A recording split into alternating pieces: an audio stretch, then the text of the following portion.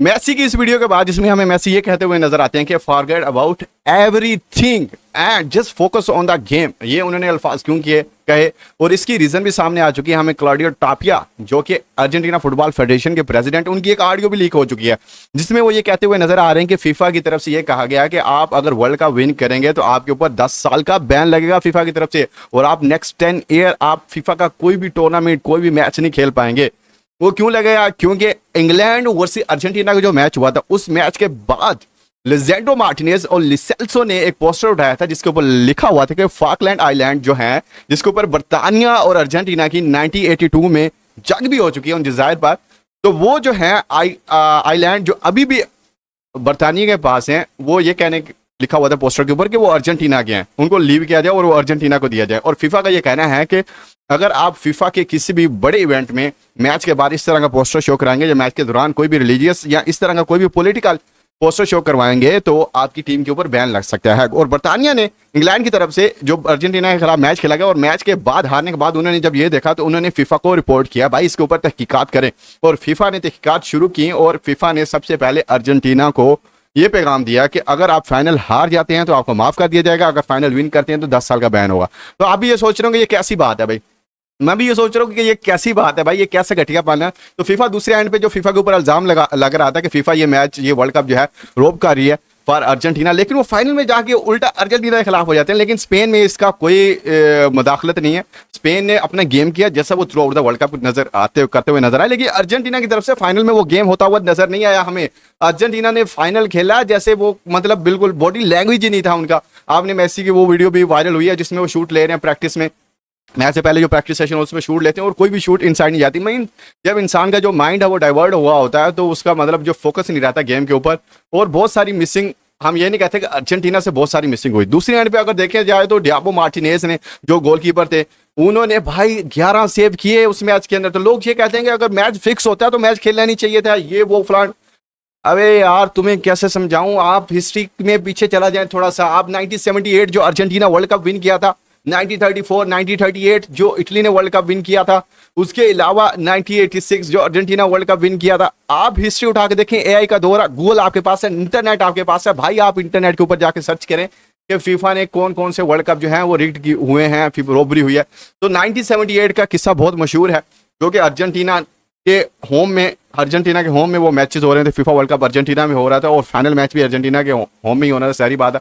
तो उस time Argentina में डिक्टेटरशिप का दौर था, मीन्स के जो एक होती है ना पॉलिटिकल गवर्नमेंट, वो नहीं थी, एक डिक्टेटरशिप ने उस पूरे अर्जेंटीना के ऊपर कब्जा किया हुआ था। तो उस डिक्टेटर ने का ये कहना था कि पूरी वर्ल्ड वाइड जो है इंप्रेशन अच्छा जाना चाहिए, हमारी जो गवर्नमेंट हमने बनाई हुई है उसका इंप्रेशन अच्छा जाना चाहिए कि हम बहुत अच्छे लोग हैं, तो उसके लिए हमें वर्ल्ड कप जीतना है। तो उस एरा के अंदर, उस डिकेड के अंदर पीरू एक ऐसी टीम थी जिसको हराना मुश्किल ही नहीं नामुमकिन लगता था। और लोग कहते थे कि अर्जेंटीना वर्सेस जो पीरू मैच हो रहा वो एक किस्म का बहुत ही इंपॉर्टेंट मैच है अर्जेंटीना के लिए, क्योंकि अर्जेंटीना को वो मैच 4-0 से विन करना था और फाइनल के लिए क्वालिफाई करना था, अदरवाइज वो फाइनल में ना जाते और पीरू फाइनल में चली जाती। तो पीरू की जैसी टीम थी तो लोग यही कह रहे थे कि भाई अर्जेंटीना 4-0 से मुमकिन ही नहीं है। लेकिन अर्जेंटीना वो मैच 6-0 से जीती है भाई। उसके पस मंजर में क्या कहानी हुई थी? उसके पस मंजर में ये हुई थी कि पीरू एक क्या है कि लो मतलब बहुत कम वैल्यू, बहुत कम अनाज, बहुत कम मतलब उसकी जो रेवेन्यू था बहुत कम था, और एक गरीब कंट्री कह लो था, पुअर कंट्री थे।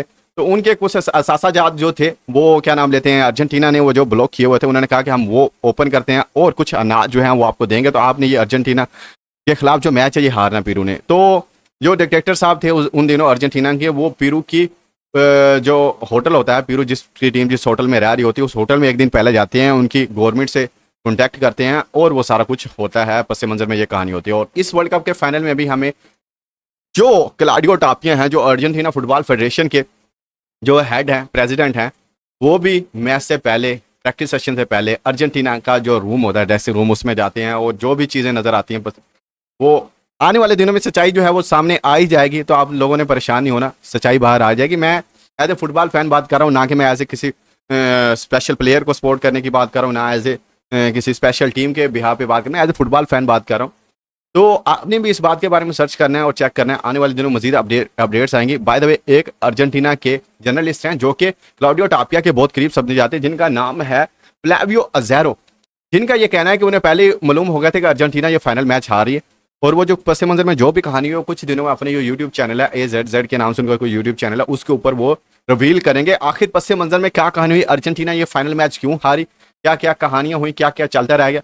लेकिन जो अभी तक दूसरे एंड पे ये भी देखा जाए तो क्लॉडियो टापिया के ऊपर अभी तहकीकात जारी है अमेरिका के अंदर, जो उन्होंने $300 मिलियन की मनी लॉन्ड्रिंग की है, पैसे वायर के थ्रू ट्रांसफर किए हैं, तो उनके तहकीकात जारी है क्या उन्होंने किसी यूएसए के किसी पुलिस वायलेशन की है, यूएस से कोई पुलिस वायलेशन की है, जो वायर ट्रांसफर जो बैंक थ्रू ट्रांसफर हुई है $300 मिलियन। तो ये मैंने रखती हैं, लोग कह रहे थे कि मे बी FBI ने कहा था कि हम तो गिरफ्तार करने चाह रहे थे तो क्लॉडियो टापिया की, तो क्लॉडियो टापिया को गिरफ्तार करना चाह रहे तो उस चीज़ का भी प्रेशर था क्लॉडियो टापिया को कहीं वो गिरफ्तार ना हो जाए। लेकिन अगर FBI उन्हें गिरफ्तार करना चाहती थी तो उन्होंने ग्रुप स्टेज मैच चाह रहे थे अर्जेंटीना के, जिन दिनों उन दिनों वो तहकीकात शुरू हुई थी तो रिपोर्ट्स आना शाया होना शुरू हो गई थी अमेरिकन न्यूज़ के ऊपर कि इस चीज़ के ऊपर तहकीकात शुरू हो चुकी हैं।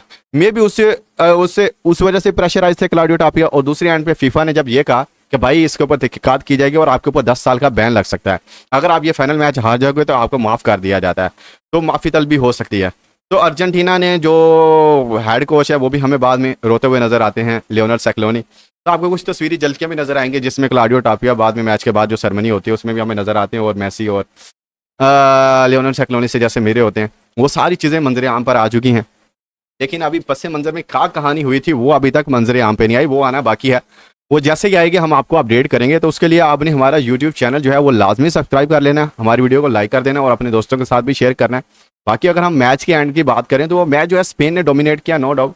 अर्जेंटीना की अगर शूट चाहिए तो आखिरी 4-5 मिनट में अर्जेंटीना खेलती हुई नजर आ रही।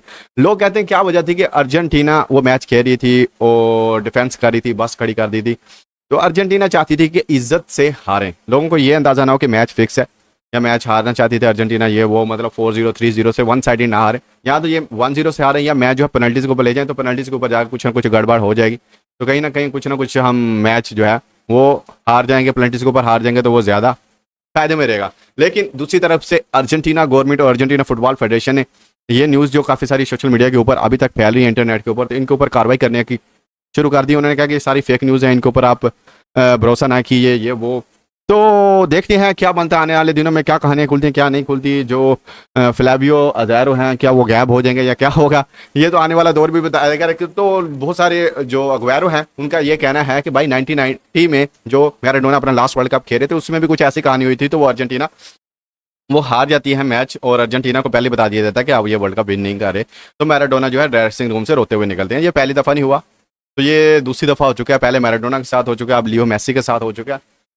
फुटबॉल की जो हिस्ट्री है ये बहुत ही दर्दनाक कहानियाँ, किस्से कहानियाँ, ये दुनिया है, जब तक ये दुनिया है ये दर्द ये गम ये किस्से ये कहानियाँ ये चलती रहेंगी भाई, और आप सुनते रहेंगे हम सुनाते रहेंगे।